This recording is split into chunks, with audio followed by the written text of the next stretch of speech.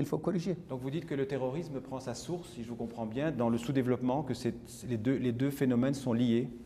Mais non, moi je pense quand même dans le cas de la lutte, je ne dis pas que les deux phénomènes sont liés, mais le terrorisme se nourrit du sous-développement, surtout de la précarité. Donc lorsque ça tombe sur des populations qui sont dans la précarité, eh bien évidemment ces populations sont exposées. Ouais. Raison pour laquelle le Mali dit, c'est la petite divergence que nous avons avec certains de nos voisins. Pour eux, pour certains, c'est le tout sécuritaire. Nous avons dit que ça ne suffit pas. Nous avons passé par là. Nous avons fait de tout sécuritaire pendant des années, sinon des mois.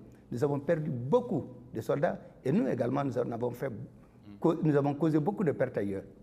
Nous nous sommes dit sécuritaire, oui, défense aussi. Mais nous pensons que la réponse qu'il faut donner, c'est le bien-être, c'est le développement local.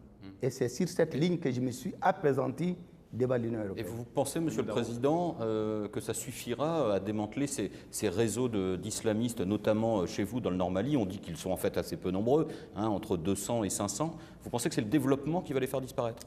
Pas seulement le développement, c'est la conjugaison de certains facteurs.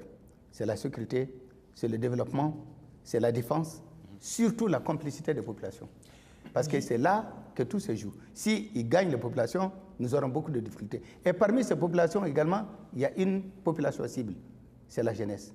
Lorsque le jeune n'a aucune alternative, alors il s'embarque avec n'importe quel criminel pour des actes répressifs. Philippe Bernard. Mais vous parlez justement du risque de complicité de la population. Pour